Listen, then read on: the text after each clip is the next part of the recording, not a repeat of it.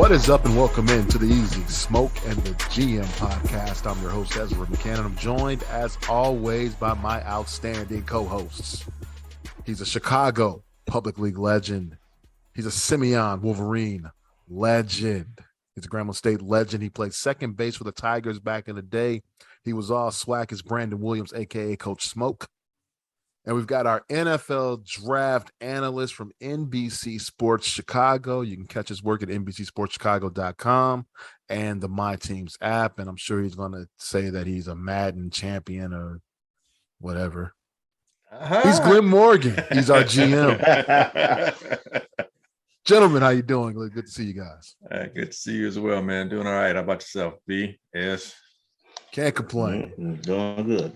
Can't complain, especially after watching Saturday's preseason finale for the Bears. Yeah. What? Be honest with you guys, I only watched the first half. I Me thought too. we were up 21-3, and I said, you know what? I'm done. This is where I want to end this thing, right here. But good showing by both sides of the ball in that first half. I know the final score I found out was 21-20. So yeah, whatever. It's preseason. Yeah. Our third teamers let some things happen, but they probably won't be on the roster. So exactly. not too worried about that. Justin Fields though looks sharp in his final dress rehearsal here. Who? Yeah, that's right. 3 touchdown passes in that first half. I saw a lot from him. I was really impressed. What'd you guys think? Go on, B. You know you want to say something. You know you're chomping at the bit, Brandon. Yeah. I was definitely impressed. What? Oh shoot, my bad. Look, he was so impressed. He just he's shaking with impressiveness. But yeah, I was definitely very impressed with what I saw. Saw an extensive version of what we had been seeing. A lot of bootlegs, a couple screens, rollouts, getting out the pocket. Like, accuracy was crazy. And biggest takeaway for me, which it's probably a hot take maybe. I think we're going to see a big year from Cole Kmet this year. Mm-hmm. I feel like the preseason, a lot of the things that I've saw has been his connection with Cole Kmet versus his connection with Darnell Mooney, which I think we know they have a connection based off last season, but I think we're seeing that connection with him and Cole Kmet grow in year 2. And so I'm anxious to see when the regular season starts how that goes together, how he works Mooney and works Kmet. Because I think Kmet is going to be the very big positive to this offense if we do have a sustained offense this season. Smoke, I took notes during the game, and you hit on 2 of my my big takeaways right there: the accuracy and Cole Kmet. Those were 2 of the big things I saw as well. One more thing, Jim. Go for it. One more thing. Knock it out. One thing that really impressed me: we driving, we get was it a holding penalty that made us go 1st and 20 in 2 plays, first down. I don't know the last time I saw something like that from the Bears offense after a penalty that it was like it didn't even affect the rhythm of the offense. We were still in rhythm. I don't know when the last time I saw that.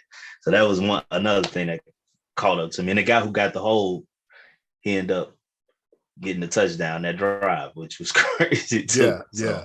He made it up. Yeah. Talking about it was the other tight end, right? Yes. Damn, what I forget his name. Yeah, his name's forgettable. But he'll probably be that second tight end. Probably Cole will probably be more of the. I mean, Cole's a better blocker, but the other guy's probably more of a receiver. So, but yeah.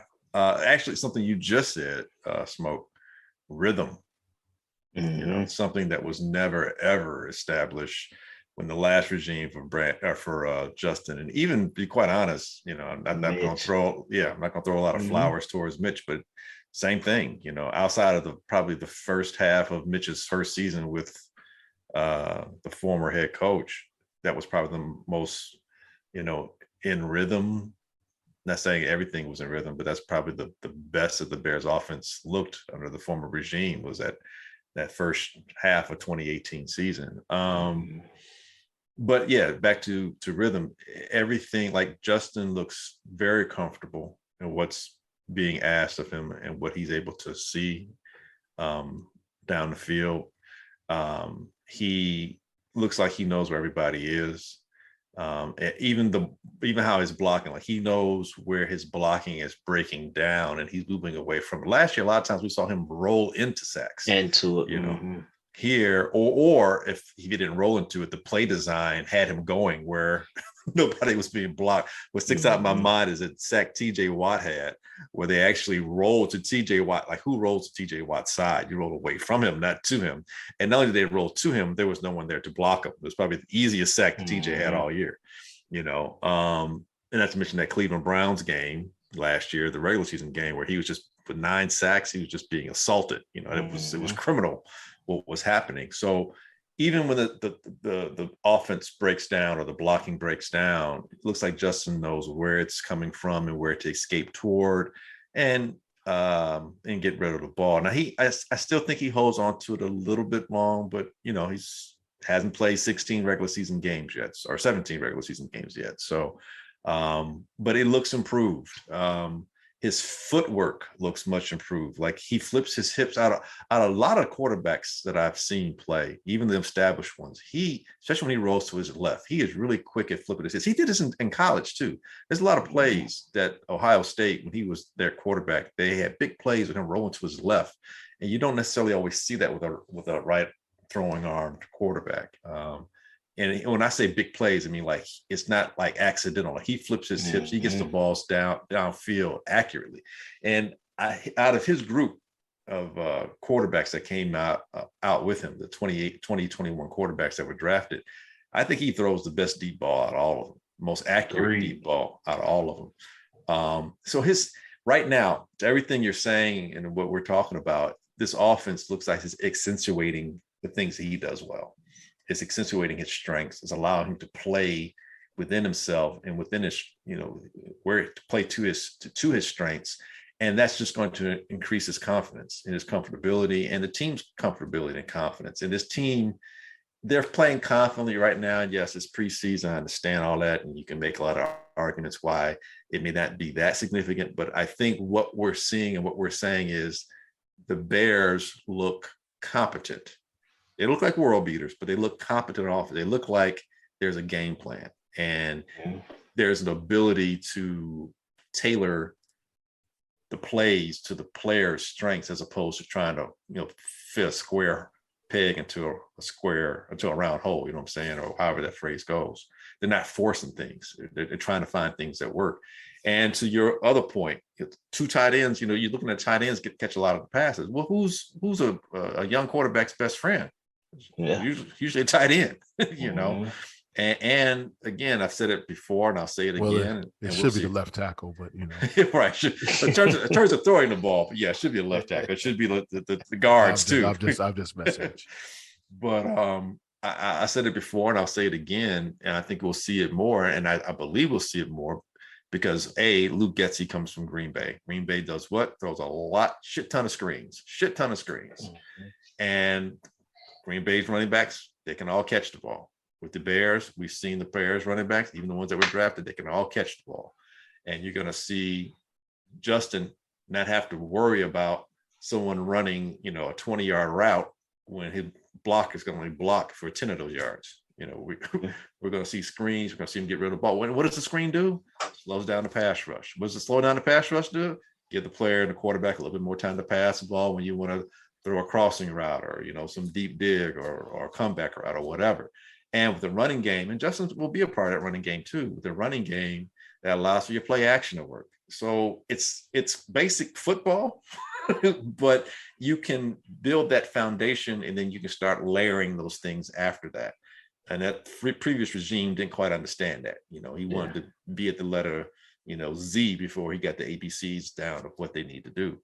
And I see Justin in a good frame of mind right now, and that's healthy, for the team. So, and I don't care that they scored 21 points per se. I'm just glad to see them able to score, do a drive and score a touchdown. I had to settle for a field goal, and it was good to see Justin out there for a prolonged period of time as well.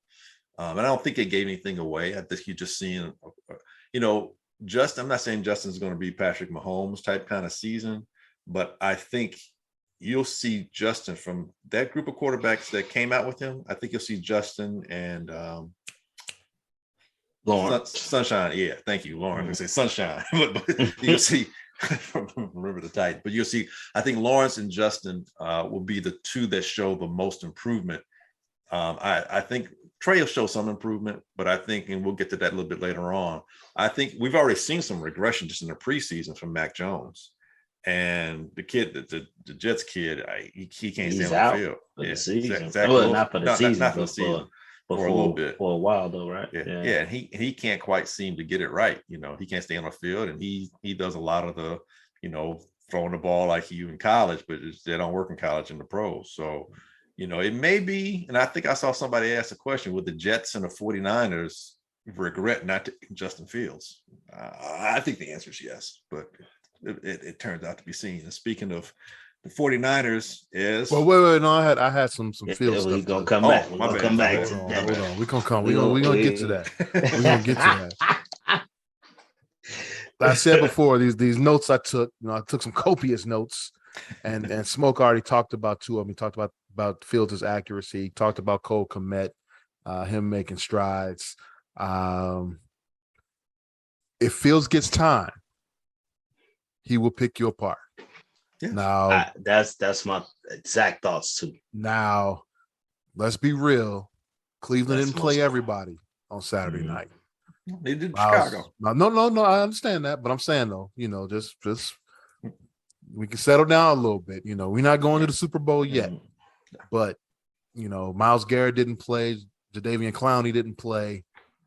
So that Cleveland pass rush, and they did get through a couple of times. That Cleveland pass rush wasn't what it's going to be come week one in the regular season. I guarantee you that. But when it did come, or if the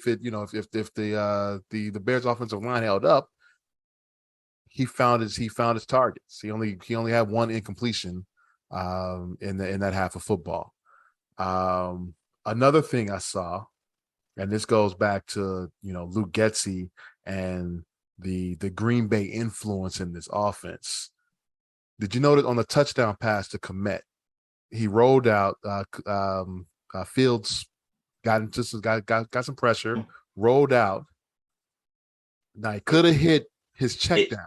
It looked Aaron Rodgers-esque. Could have hit the check down quick. He said, "Wait a minute, the way he was doing his hands, and then he told his guy, hey." It did. And he hit Kmet in the end zone wide open, right? Yeah. The Bears have been getting killed by Green Bay with that type of play for the last 30 years during the Brett Favre and Aaron Rodgers reign. And if you want to go back, we can go back to Don Mikowski. Really, if you really want to go back with Green Bay. I know Smoke, you probably don't remember Don Mikowski, but he was Green Bay's quarterback before Brett Favre. And he got hurt, and then Brett Favre came in and didn't give it back. Hey, we can go back to Lynn Dickey and well, that's way before my time. And the wide receiver, and Lynn Dickey and James Lofton. James Lofton, yeah, we can go back that far. People talk about James Lofton in the Green Bay uniform. He's a Buffalo Bill to me. No way, he is a Green Bay Packer. That's when I remember it. I remember it as a Buffalo Bill.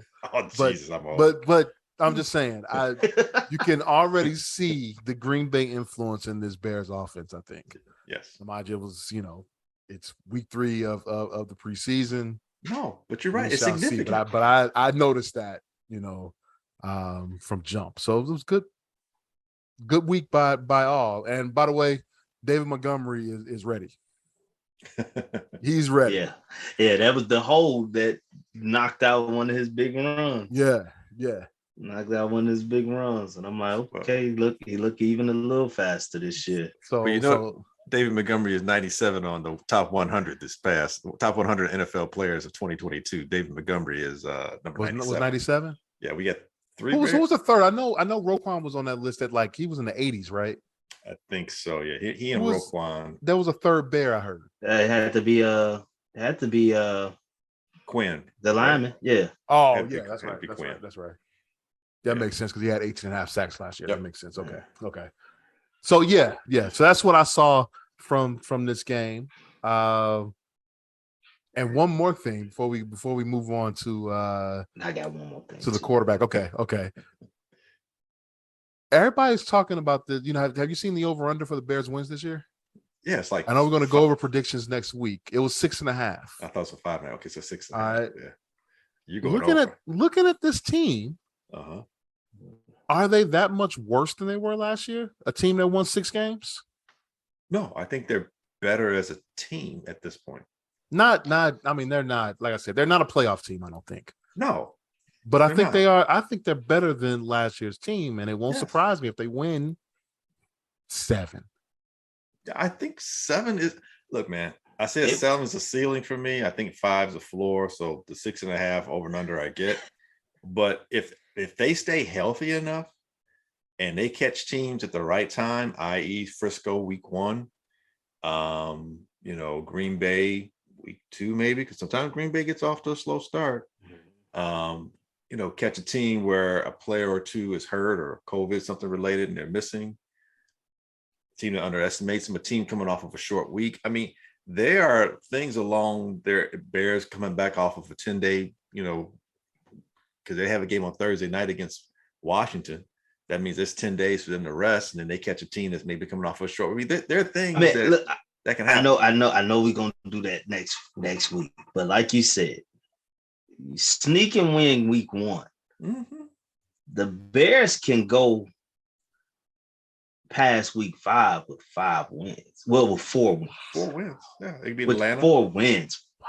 You talking Texans within those first 6 games? You Atlanta.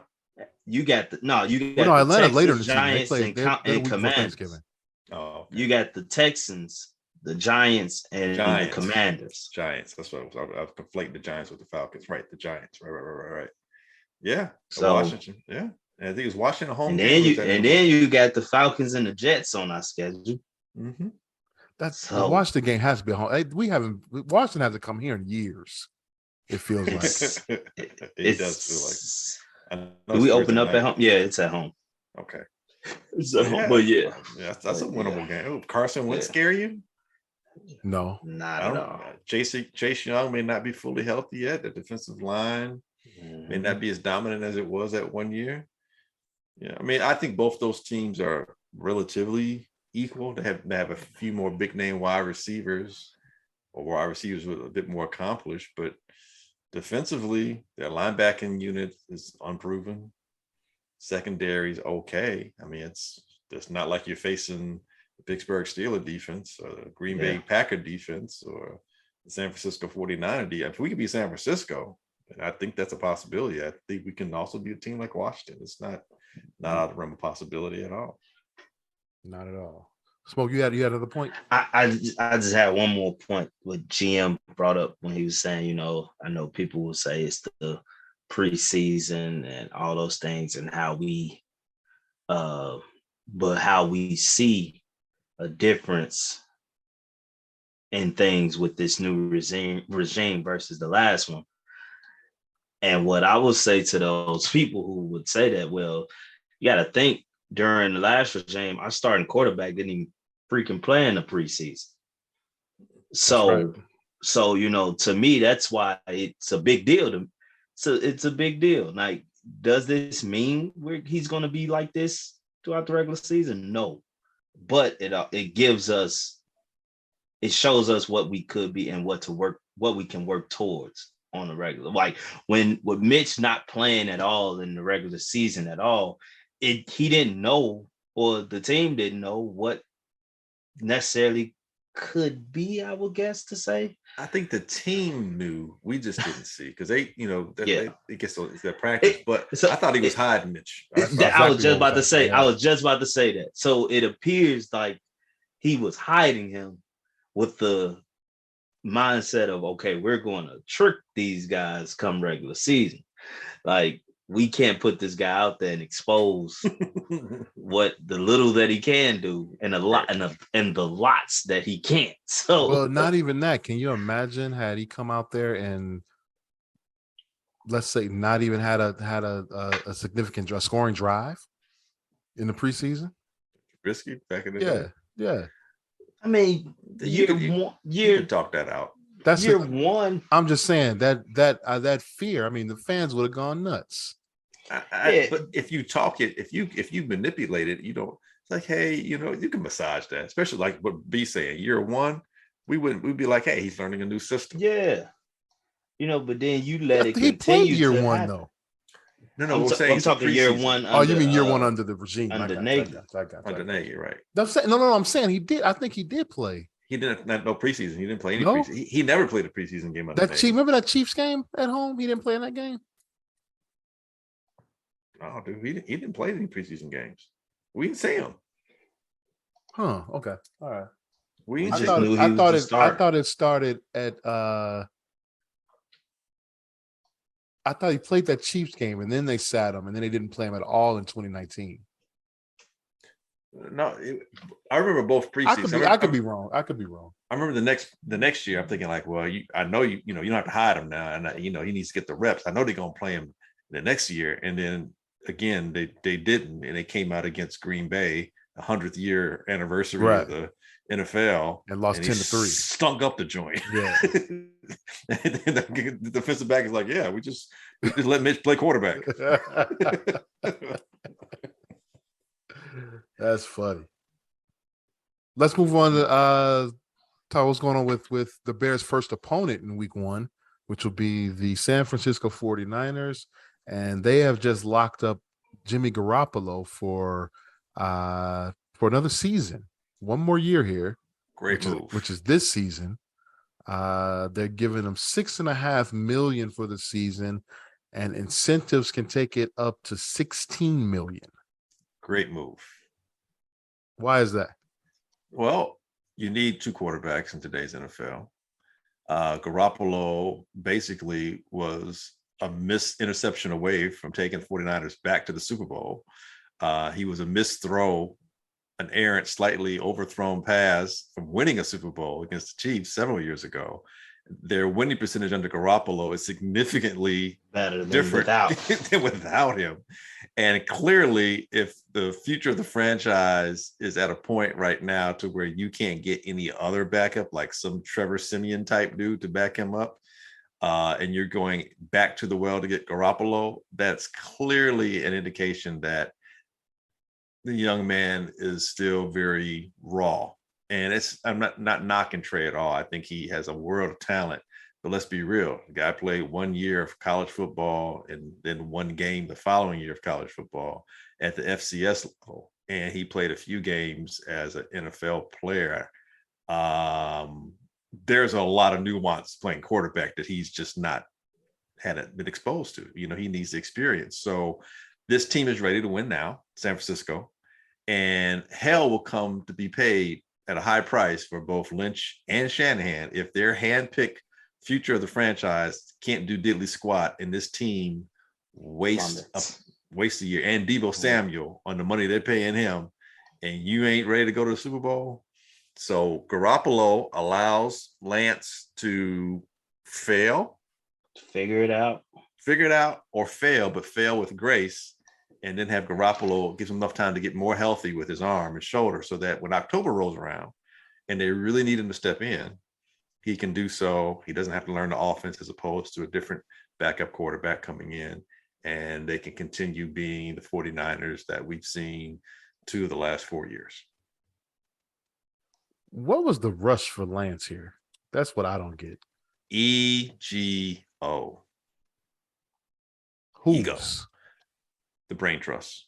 So all of them. So I mean, the pressure's more on Shanahan, but yeah, these guys. Look, man, you moved up to take the third pick overall, and you chose this guy. You could have took Mac Jones. Not that I think that would have been a great move, but Mac Jones last year took the Patriots to the playoffs. You could have taken been the most ready, arguably, and you could have taken our quarterback, Justin Fields, who I think probably all things considered is just 1A, 1B with talent and the group. Yes, him and Lawrence. Him and Lawrence to me were the top two. And it was no debate in that until it came close to draft. Yeah, I mean, seriously, going into that season, they were 1A, and to be quite honest, and I've said it before, with Justin Fields, he's gone up head to head against Sunshine three times.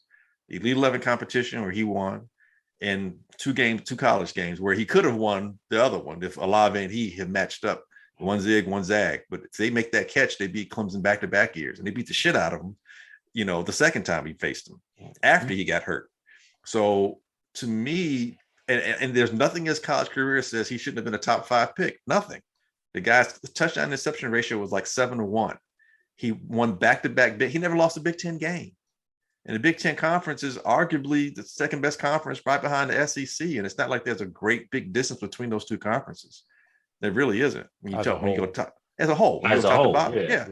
So the cat who won 2 Big Ten titles, and he didn't start off at Ohio State. He transferred there from Georgia.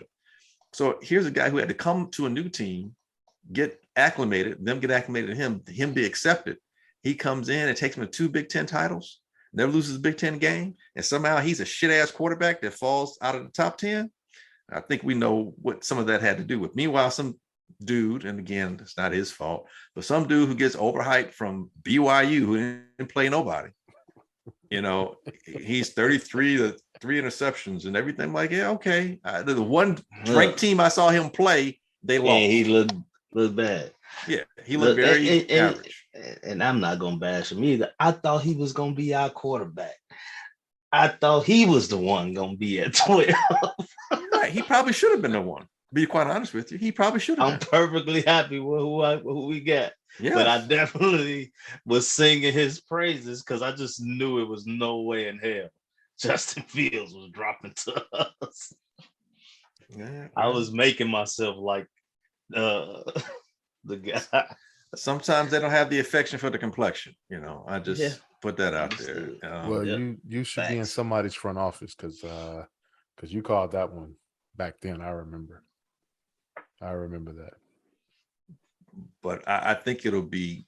I think the story going into that game will be both quarterbacks. They're second-year guys, and where are they, and how reflective of their team's fortunes are going to be largely due in part to how both of these guys perform. And I believe we'll see Justin perform better than Trey. I think Trey will have some nice moments, but I think the Bears practice against a very athletic quarterback. So it's not like they're seeing something that they haven't seen every day. I'm not saying Frisco obviously has Bosa on one end and they have a great defense. So it's not like it's going to be easy. I mean, they walk it apart. But what I'm saying is I think Justin looks to be a little bit further along than Trey, and a lot of that's because Justin played more football games. Let's just be honest. He had more of a thorough collegiate experience than Trey, although Trey never lost a college game. Yeah, I agree. And I mean, quite frankly, it says something about what the 49. I mean, it's been reports all season, all training camp into preseason of Trey's throwing mechanics and things, and arm fatigue has been something that came up. Like, those have been reports. And I like I said, I always say I watch a lot of these shows, and I've seen guys have major debates on, oh, Jimmy Garoppolo ain't this, ain't that. Like, come on, man. Wins do matter at the quarterback position. Yeah. It matters. Like, you're not just continuously. The records are crazy with him on the field versus him off. So that says something. And Yep. So to that point, does it say something about Trubisky then? Because he had a winning record here in Chicago. I have a counter to that, but I'm asking you, since wins do matter, and he had a winning record here. Nope. Well, not in his case. Okay, I agree. But why? Because where the playoff wins. Well, he got to the playoffs though. Got there, but didn't win any. Didn't win one. Well, Lamar Jackson didn't win but a playoff game, one playoff game. He got there a couple of times and lost. I know I don't know Lamar Jackson was the MVP. Lamar Jackson's the MVP. I understand, but I'm saying we're talking wins. No, you're right. You're right. I get it. But defense. My answer, and I agree with you. Well, no, I definitely believe the defense is the catalyst to the 49ers. No, I'm talking about for Trubisky. I think the reason why we look at his wins, and to me, they're a little inflated because of how great that defense was, as opposed to your point with Jimmy Garoppolo. A big reason why, because we see when he's not there, we see how bad they are. Yeah, and and granted, the 49ers are defense first, more so team. And the difference between Jimmy Garoppolo's wins, and I can exclude the playoffs. The difference between Jimmy Garoppolo's wins versus Mitch Trubisky wins, Mitch looked awful in a lot of those wins. It wasn't even a debate. Like, Jimmy looked like a comparable quarterback, a franchise quarterback, a guy who can, not a top tier quarterback, but a middle of the pack, a guy that should be starting for one of 30, 32 teams. Yeah, he looked like a legit top 15 quarterback. Yeah, he at least looked the part. Mm-hmm. Like, did he make the flashy plays? No. Like, not always. Definitely not on a consistent basis. But he made winning plays. He made some winning plays. Winning plays.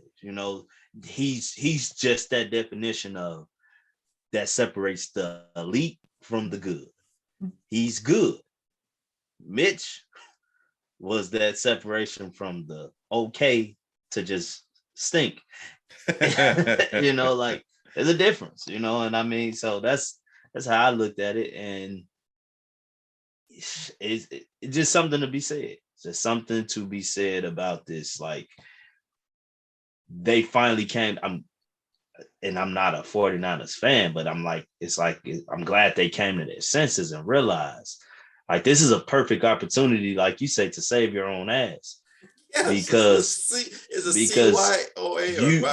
you let that guy go because you're just so sure about a rookie who, second year quarterback who's really playing as a rookie, who hasn't proven anything for you at no point in his career.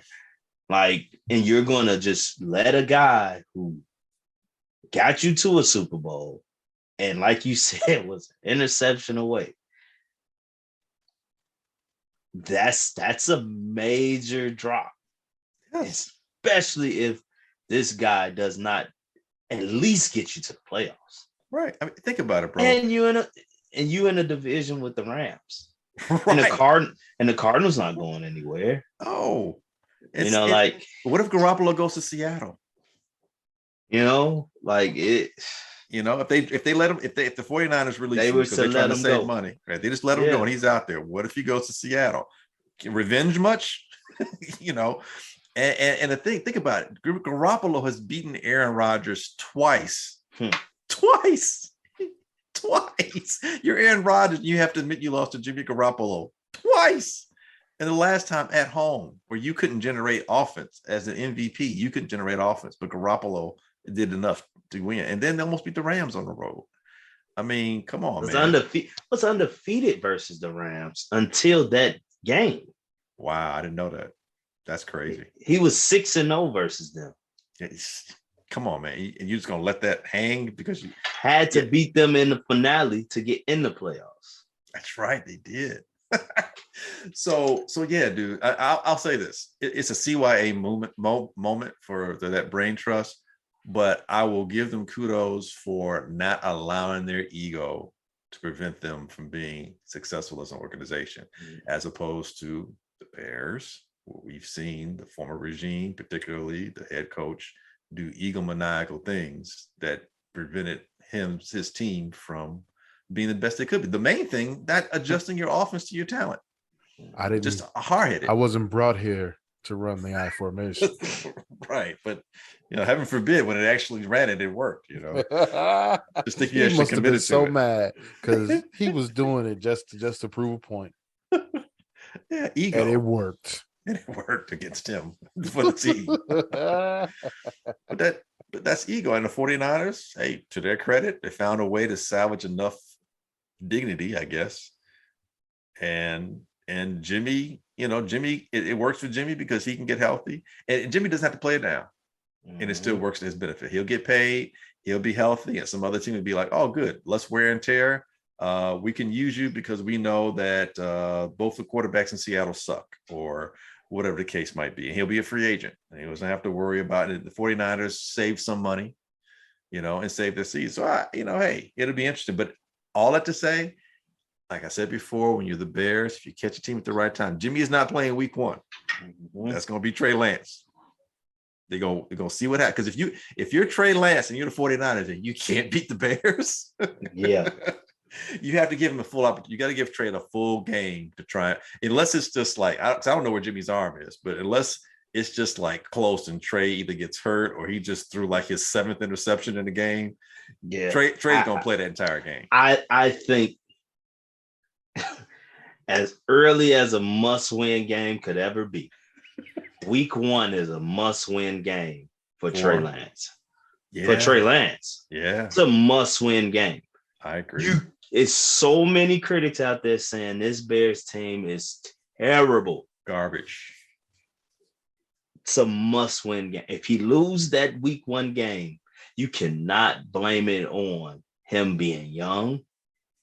Anything. Because these are two, I'm not going to say identical teams, but kind of built the same way. Second-year quarterbacks, defense is the better side of the ball for both teams. Granted, 39ers defense is better than ours. Every aspect of what makes those teams similar, the 49ers are better. I don't know if the 49ers defense is all that much better. I mean, they've got an edge rusher. We do. They got an inside linebacker. We do. And I'd say our secondary, maybe not as experienced, but I think as athletically talented. I think you're right in terms of comparisons. There's a lot of things that are very comparable. Now, their coaching staff is a bit more proven and they've had more success. And that's where the separation becomes more of a greater disparity.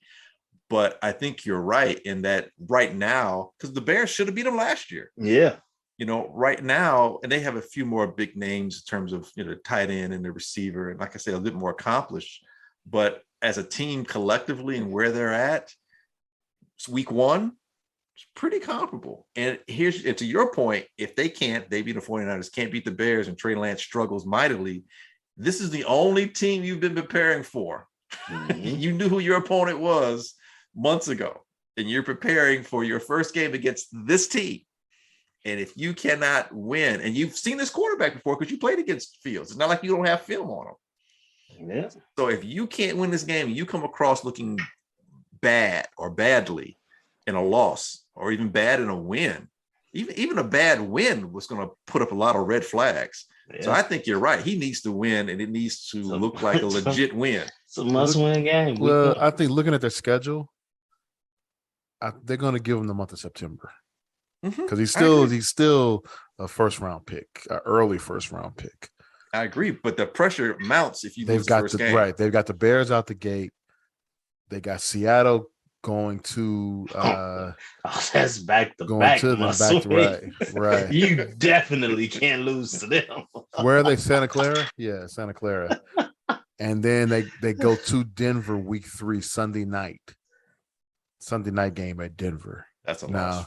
If you come out of there 2-1, realistically. Well, here's the deal though. You come out of there 0-3, 1-2. I think he's out because you got the Rams on Monday night coming week 4.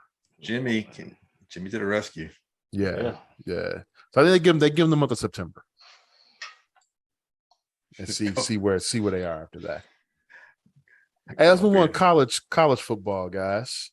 And Week I know 0. Glenn was really anxious to talk about those Fighting Illini and the Wildcats of Northwestern. Rawr. ILL and go Cats. I watched 1 minute of each game. Oh man, brutal. I didn't even know they played. Oh my God, you guys are killing me. I didn't even know they played till Jim told us. It's tough when they name the first week 0. It's like, what does that even mean? Week 0? Week 0. Doesn't matter because there's not that many teams playing. True, yeah, go out. We're going to give you the national stage. Right. Yeah, have at it. But hey, I mean, I think to college, I don't want to say college football is credit like college football did anything, but I think college football won week 0 because of some of those games. I mean, you have a game overseas, the Northwestern Nebraska game in Ireland, and I like how Northwestern changed the color in their logo in the end to fit. It did look pretty cool. They made the Irish little flag logo in there, the blend of the colors, and they do that when they put the stars and stripes in there during certain times as well. But Northwestern, it looked like a typical Pat Fitzgerald team, guys. Conservative, but disciplined. Run game, play action off the run, solid defense. Nothing too crazy. No crazy blitzes. Keep everything in front of you and let the team beat themselves. If anybody's been following college football, you know that Scott Frost, who's the head coach for the Cornhuskers, a former Husker himself, as a quarterback back in the day. Scott Frost's Nebraska Cornhuskers are the preeminent team in beating themselves. See, that's why you can't hire alums. Not just alums though. Legendary alums. Yeah, because it's tough to Scott get rid Frost of him. he's a Heisman Trophy winner, right? Or a national championship. National championship. Yeah, maybe not the Heisman. Nah. Yeah. I think he won. I think he did win a national Heisman. I think he won the Heisman. Yeah, I think he did. Yeah. Think they feel it's hard to get rid of? Well, not now. not now. But loss. I mean, but leading up to this, yeah. Is he still gonna be loved there now? No, not he. There was questions whether he's going to be Lane Kiffin, where he wasn't allowed to come back home on the flight, like USC did Lane Kiffin back in the day. But it's a longer flight from Ireland than it is from the continental United States. But that was a bad loss. And for anybody who didn't watch the game, for those of you who were listening, the bad losses. Nebraska was up 11 in the third quarter, just scored, and then they decided to do an onside kick that they did not recover. Wow. And it's like, why are you doing that in the third quarter when you have a double-digit lead? And on top of that, and that's not the reason why they lost the game, because there's still a lot of game left to be played, and you have a double-digit lead. But they threw 2 interceptions in the second half. The thing that really stuck out the most, it looked as though Nebraska didn't make any adjustments after halftime, and the Wildcats did. And it looked like Scott Frost got out coached, which he did. Northwestern looked better than people expected. They were, keep in mind, Nebraska beat the crap out of Northwestern last year. So a lot of people thought this was like a layup for Nebraska, and that Nebraska was going to be the odds-on favorite to win the Big Ten West. Hey, the games are played out in the field, not on paper. And, Cats, kudos to them. Illinois, I'm switching gears right quick. Illinois, and then again, this is where coaching makes a difference, guys. Brett Bielema knows how to put together a team. He knows how to coach a team. He knows how to get the offensive linemen, and they know how to block, and they know how to run well. And if I was a running back coming out of high school and I was an Illinois running back and I wanted my folks to be able to come see me, I would be you could convince me to go to Illinois without a problem, because Brett Bielema knows how to put together an offensive line and an offensive system that features a running back. And it looked really great. Illinois looked good. And that running back, I think his name is Brown's his last name, did such a fantastic job. And he can catch the ball as well. And it's like he is a legit weapon. And that play action was just killing Wyoming. And now Wyoming is not the greatest team in the world. Don't get me wrong. It's not like they beat Michigan. Don't talk about Terry Cortez Cowboys. but seriously, it was a good win because they won convincingly. And you see growth in Illinois' program. And you see where there's confidence and there's a plan, and everything seems to be working toward this program getting better and better year to year. Hopefully the Illini can keep Belima. Hopefully they can keep him for like at least 7 years. And if you do that, I think you'll see Illinois challenging for a Big Ten West championship. Even with the inclusion of USC and UCLA down the line, I think Illinois and the Belima can be that type of team. I think he's here. Yeah, he's going to be here longer than that. I hope so. I mean, you never know these days. You know, money talks. He ain't going nowhere else. This is. Again, Surah. I hope you're right. He already did the SEC thing. True. And look at the deal that the Big Ten signed.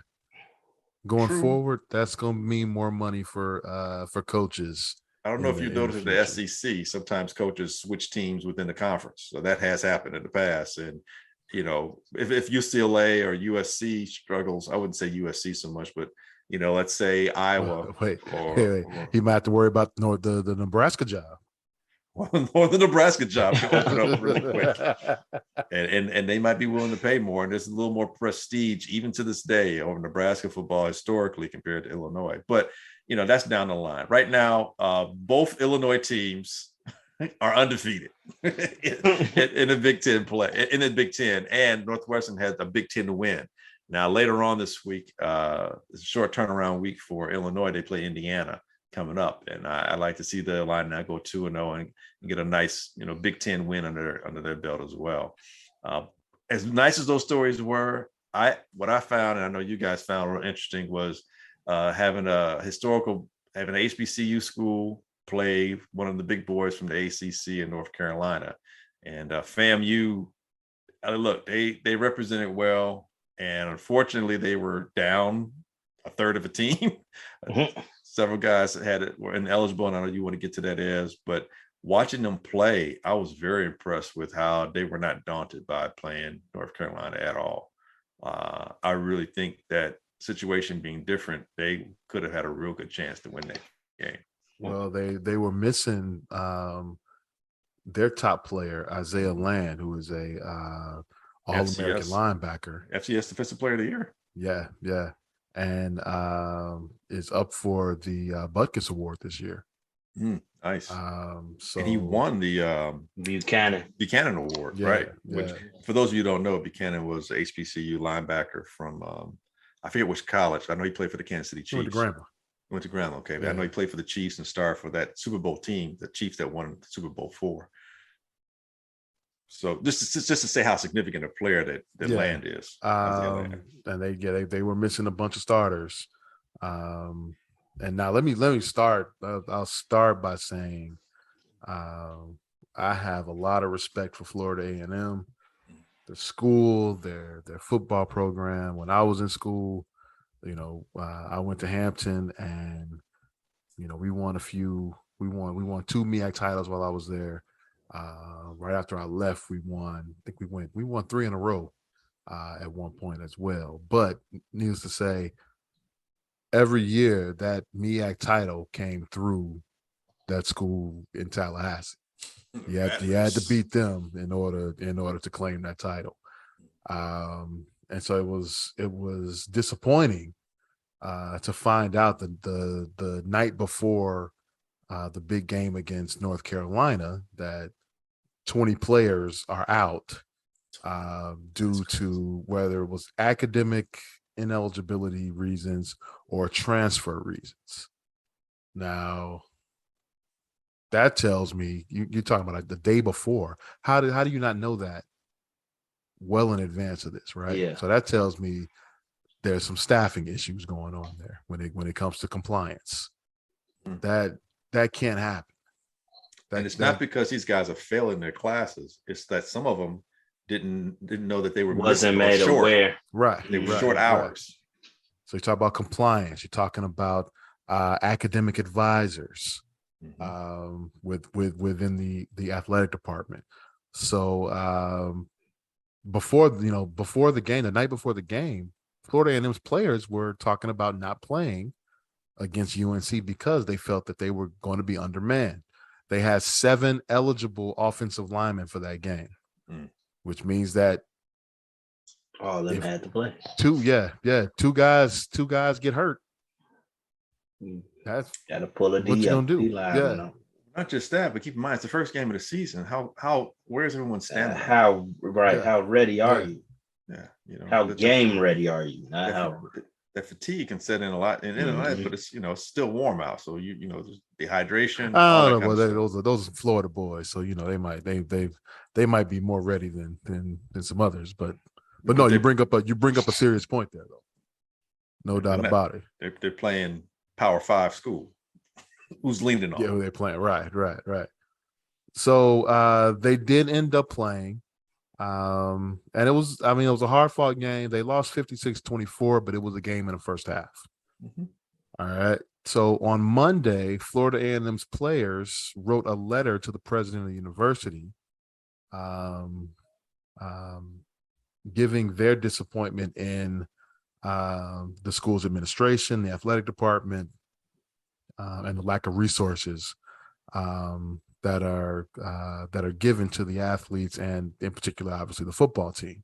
Mm-hmm. And they talked about compliance, which every school should have, but for whatever reason, FAMU's compliance department didn't, they basically weren't doing their job because they didn't find, like I said, you didn't find out about these things until the day before the game.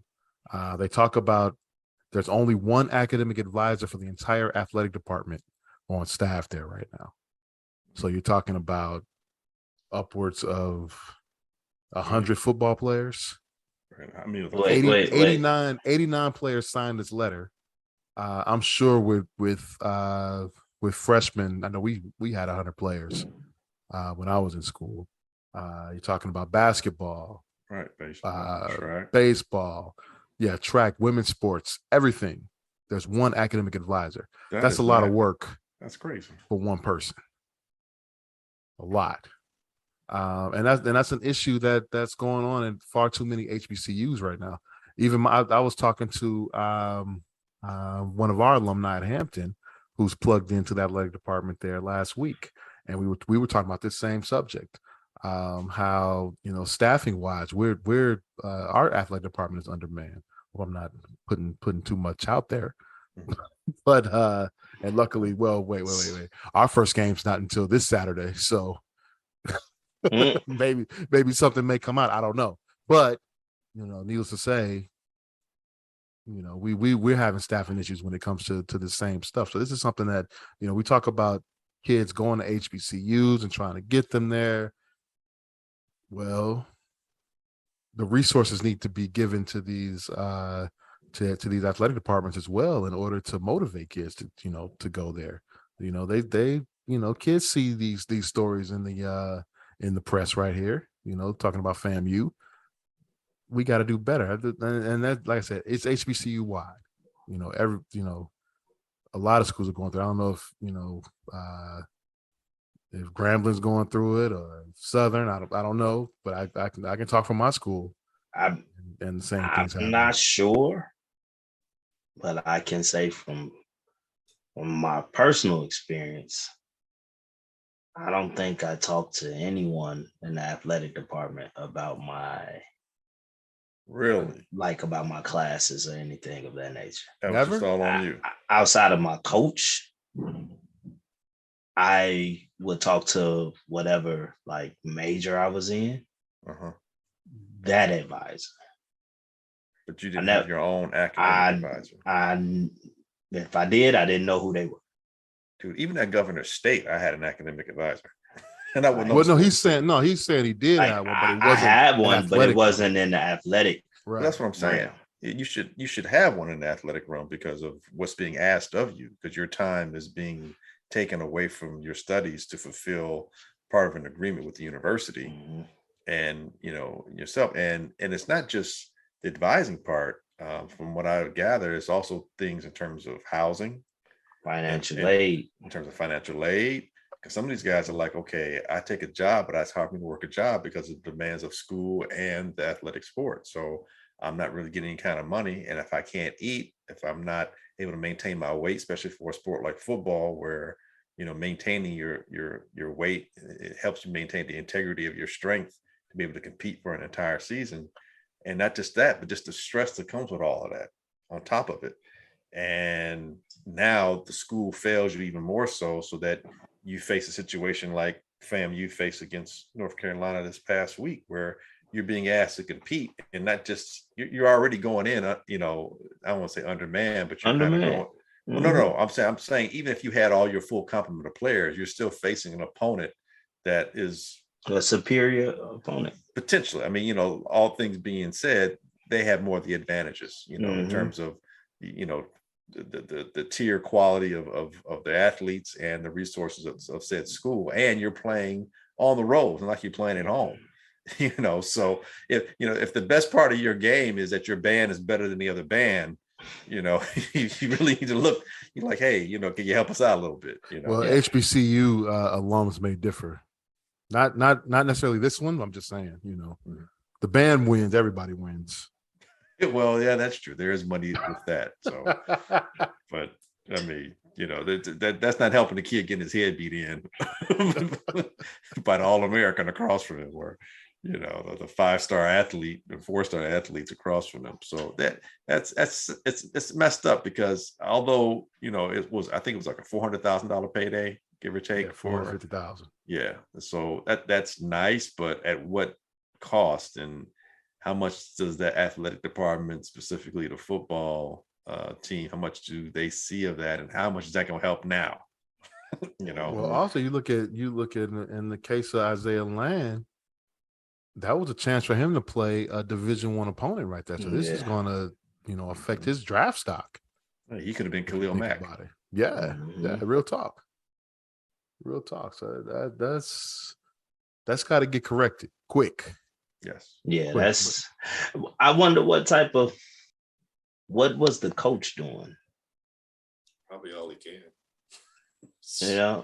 Like that's my thoughts. Like, because I know, so just speaking on my own situation.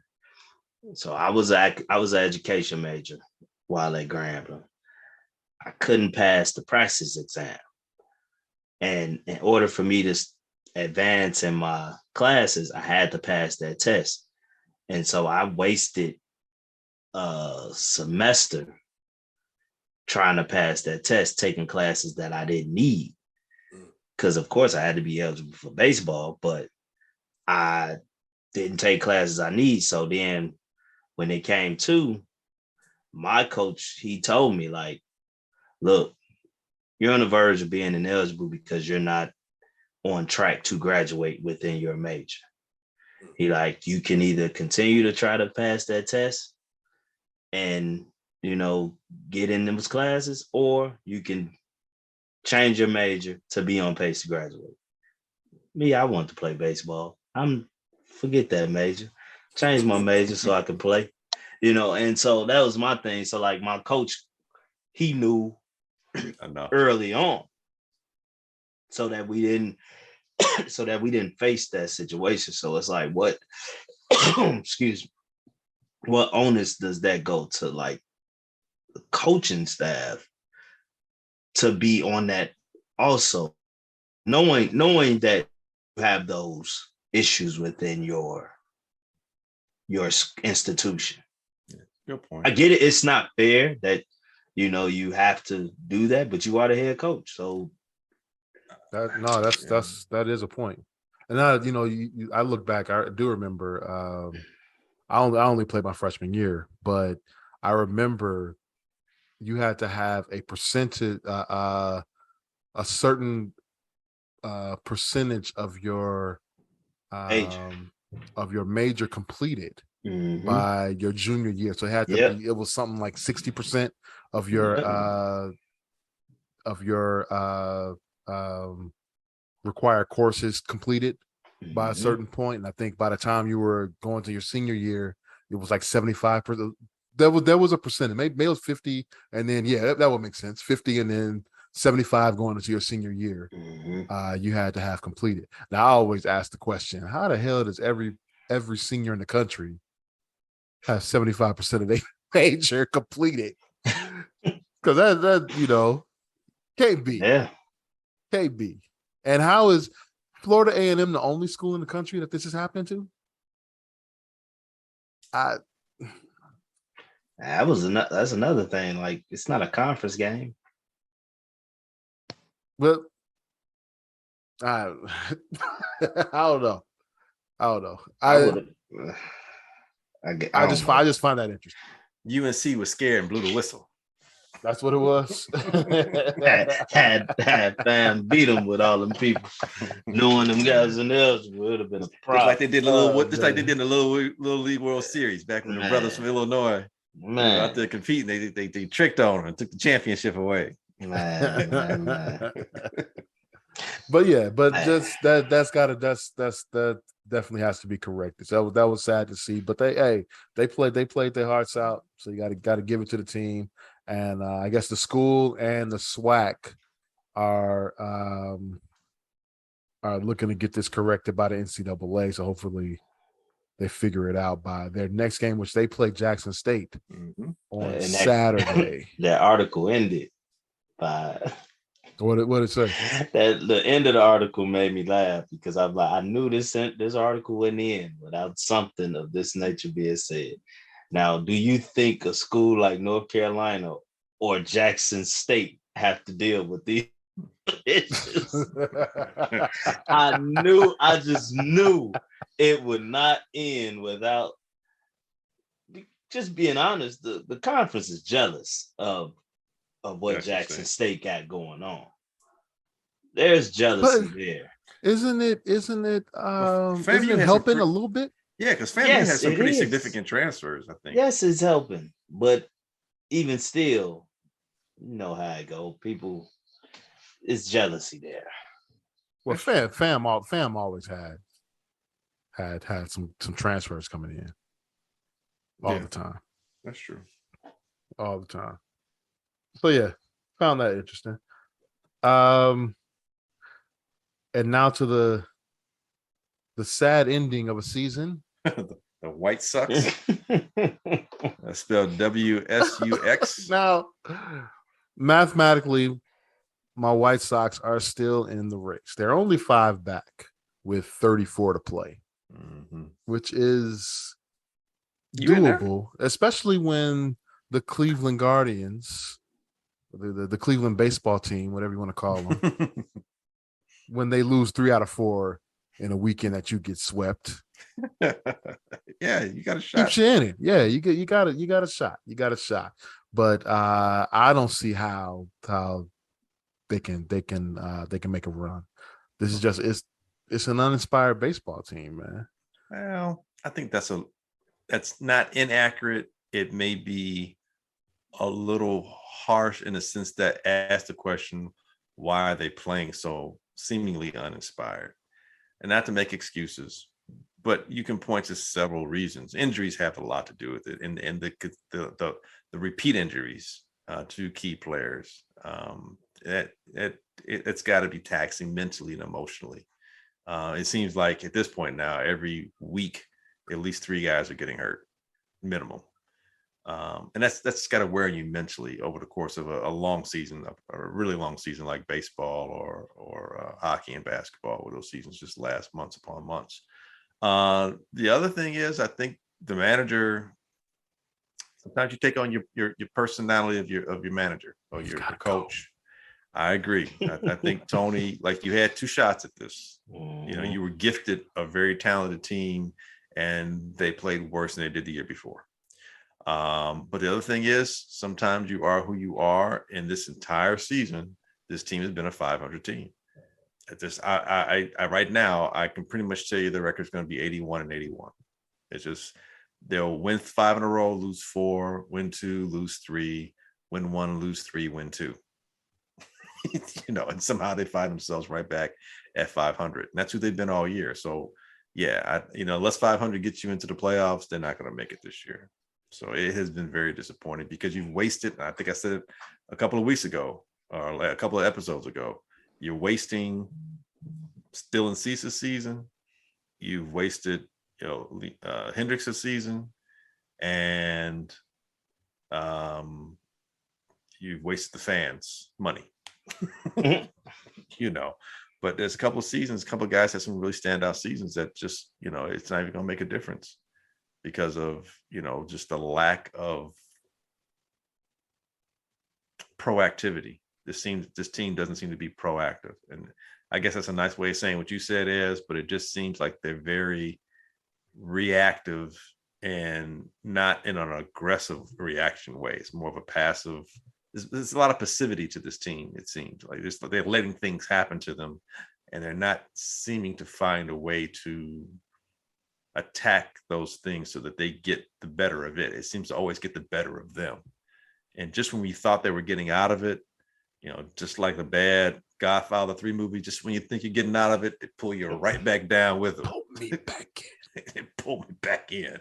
So yeah, man, I'm with you. You just get your nails together. I got a couple of nails in my teeth, and I got my hammer, and I'm going around the edge of this make-believe coffin here. Just hammering in, man, because nothing from April to now says that this team is going to pull out of this nosedive of a season. Here's a silver lining. All right. Now, I know they've lost They've lost 9 of their last 11. You said there's a silver lining? There's a silver lining here, all right? They won 2. That's your silver lining. They didn't lose all. They won 2. They have remaining.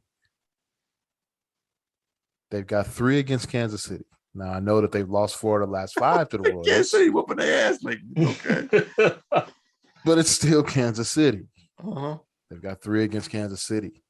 They've got a whopping 9 against the Minnesota Twins. Mm-hmm. All right. Who they're 3 in back of the Twins. All right. They've got the last place Oakland A's for 4. Well, that's a partial silver lining. The bad news is they're in Oakland, and historically the White Sox play awful in Oakland. Yes. But it's 4 against a last place team. They've got the Colorado Rockies. Again. Yeah, they've got 2 against the Rockies at home. They lost to the Rockies. All right. They've got 6 remaining against the Detroit Tigers, who actually they've played pretty well against this season. Can we pitch Dylan Cease every game against the Tigers? I don't think that's possible, but it would be a good idea. Because he does not lose to the Tigers. And last but not least, because of the Elton John field debacle in Cleveland, so their game was postponed. They have 4 against the first place Cleveland Guardians. Yeah, okay. Hey, stranger things have happened, but that show... It's still possible. Yes, and that show did get extended for another season, so who knows? Still possible. I think Stranger Things on Netflix has got a better chance of winning than the White Sox do. I'm just saying. But yeah, it's over. It's over. It's hard to emotionally invest your expectations in this team, especially when you see teams like Tampa Bay, who's had just as many injuries, significant injuries, and they're still competing in the toughest division in all of baseball. And other teams have had other injuries too. So I don't want to put it all on the injuries. I know that's a factor, but something ain't right, man. And I'm with you. It's leadership starts at the top, and certain egos seem to be out front with a puffy chest when things seem to either be going well or it seems as though credit's going in a different direction, and nothing is being actively done to address decisions that are being made on the field. Well, we may have to wait for that. Yeah, it's tough. I mean, I don't know, man. It's crazy because this is the most talented team in this division, hands down. Well, it's talent. I'm not saying they're a good team right now, but as far as talent goes, individually, it's all based on On what? We've seen the production. Prospects, though, have we? No, yes, we saw it last year. No, I'm saying you go back to the last 2 seasons, we've seen this team grow. So it's not like we're just saying, oh, this guy played good in AAA or in AA, so he should be something. We've seen these guys pound out home runs. We've seen these guys put up like 27 home runs in 1 month. In this past month, they put up like what, 1, 2? It's just crazy. They're not hitting for power, but the team is built for power, but they're not hitting for power. This team is leading the majors at one point. I think it may still be leading the majors in hits, but they can't score runs. In singles. Hits. You're getting 11, 10, 12 hits a game and you're scoring 2 runs. And you don't have to necessarily knock the ball at the park to score runs. It would help, but you're hitting singles. You're a power team that can't hit doubles. Can a team win just by hitting singles? Yeah, if you know how to advance the runner, you bunt, but these guys don't bunt. They don't hit to the opposite field to advance the runner. They don't go from first to third. They make base running blunders. They send the old slow guy around third base and he gets to home and he hurts himself trying to avoid a tag. He's on injured list again. It's like you're doing things counter to what the makeup of the team is. Whereas last year, we're seeing Tim Anderson in the Field of Dreams game hit a game-winning home run against the Yankees. And we're not shocked by that because he's an all-star and he's playing like one. We've seen him win a batting title a couple of years prior to that. We're seeing Abreu win the MVP, back in 2020 during the shortened season. Abreu was like good for 20 home runs, 100 RBIs, like every season. He's not going to get 20 home runs this year. He's not going to get 100 RBI. He's hitting 300 though. But he's hitting 300. So I don't. Is it the hitting coach? Is it the philosophy behind them? Is there something with how they're being, I won't say being taught, but how they're being managed in terms of scoring runs? I mean, we're seeing a manager have a 1-2 count on a player, and then they walk them twice. This has happened, and then you have to justify that. Like, what are we doing here? I mean, take a wild chance that he might, I don't know, strike out, pop up, hit the double play. I mean, yeah, but have you seen what he does when he's down 1-2? Just he's a beast. Okay, so yes, I don't think I don't think we're talking potential in terms of these guys. We haven't seen them do it. We've seen Eloy take over games. We've seen them bomb the ball. We've seen Robert hit a ball so far. We're still trying to figure out where the ball is. I mean, these guys are uber talented. And the pitching staff, the starting staff, for all intents and purposes, especially once the insertion of Johnny Cueto, this pitching staff was one of the top starting pitching staffs in all of baseball. Can you imagine what this team would be without Johnny Cueto? This team would be someone else's podcast dilemma, not ours, because we wouldn't be talking about it. We'd probably be in last place right now. Undoubtedly. We'd be fighting for Johnny Cueto. Fighting the Royals for last place. That's a shame. And think about it. If the Detroit Tigers, if all their pitchers weren't hurt, they might be a better team. They were supposed to be pretty good this year. Yeah. It doesn't make sense to have the talent, the offensive talent that we have to be underachieving to the degree that we've underachieved. And, even guys like Gavin Sheets have power. We've seen him win games, last year. He's supposed to be, it doesn't make sense. It really doesn't. So yes, the players are playing and, yes, they've been injured, but they're still performing, but underperforming. You leading the majors or you leading the American League in hits and singles. You're out hitting your opponents like almost every single game, but you're not being efficient at all.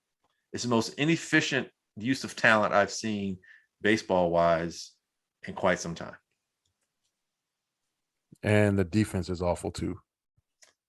At times the defense has definitely hurt them, but that's the other thing. It's like Tim is really good. He's got great range. He hasn't played for a while, but he started off the season playing with a lot of air starting out. But we've seen Makata on third base do some phenomenal things. We see if you ask me, Abreu should be a Gold Glove first baseman. The way he picks the ball and the way he goes for all the foul balls, seems to always get them. But then we see the guys run into each other. Constantly. Constantly no communication out there. We see guys miss the cutoff guy, and we see guys, at second base not know where to throw them. It's like whose fault is that when you have that? Brandon. When you have what? When you have the non-communication in the outfield, missing the cutoff man, whose fault is that? Is it Center on fielder? the players? Is it on coaching staff? Who's at that level? It's on the players, man. It's on the players. Coaches not paying the coach $60+ million or $80 million. Like, these players, they're professionals. At the end of the day, they know how to play the game. Granted, a manager is supposed to, be a leader of men and all that stuff. So maybe you can put that on him, that they not disciplined enough and focused. Yeah, discipline. But ultimately, man, these players know what it takes to be great. But that's the issue with Major League Baseball. In a nutshell, these guys are arrogant. They don't play the game the right way, honestly. Like, that's why when you tell youth to watch baseball, you encourage them. When college baseball is on, you encourage them to watch that. Watch guys that's hungry to get to that next level. These guys have made it. Like, they hot dogging it all day long, not calling for balls in the outfield. That's wild. That mean they're just taking the game for granted. That's interesting you said. Then that has to be like the only sport that happens in, where you don't tell your youth to watch that level, even though that's where you ultimately want to be. That's interesting. Mm-hmm. And then I don't want to forget about this: the angle play at the end of the Orioles game. I don't know, Smoke. You saw this. You on vacation. Top of the ninth, Sox lead 3-2 against the Orioles. All right. 1 out already. No, 2 outs. It was 2 outs. 2 outs. 2 outs. All right. Stowers hits a foul ball down the left field line. Catchable ball. Adam Engel, who was probably the White Sox best defensive player. Under it, the ball literally pops in his glove, pops out. All right. Guess what happened 2 pitches later? Walk off. Well, they tied. Well, no, they were the away team. The Orioles. It was bottom. I said top of the ninth. It was bottom of the ninth. I'm sorry. Bottom of the ninth. Oh, it was bottom of the ninth. Bottom of the ninth. Tied it up. Tied it up at 3, and then the Orioles won in the 11th. Might I add, the guy that tied it up wasn't even hitting 150. Rookie. His batting average was like 138. I was saying that, and I believe it was his first major league home run. I'm sure it was. It was on the youth level that I saw that, but I saw that before. Yeah. That is a microcosm of this entire White Sox season. Yeah. Wow. Which is why I think it's over. Yeah, it's over. Yeah. I tell you, they've gone from the White Sox to the White Sox. Oh, man. I still love my team, though.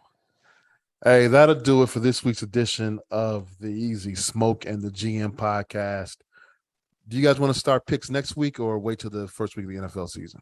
Wait till the first week in the NFL. First week of the NFL season. We'll do that. Yeah. Thank you for listening. We greatly appreciate it. You can catch our podcast on Apple Podcasts, Google, Stitcher, Spotify, Amazon, iHeartRadio, or wherever you find your favorite podcasts. You can also catch us at hp53productions.com. There you'll find a link to our podcast and the Father Good podcast hosted by Marshall Givens and Kenny Stevenson. They actually just posted a new episode yesterday talking about their summer vacations. And also you can find a link to the Super Duper podcast hosted by Rob Griggs. Yo, Glenn. Yep. Please take us out. Hey, it's like we always say. We ain't saying we're right. We just know we're not as wrong as the White Sox. Season's over. We'll see you next week.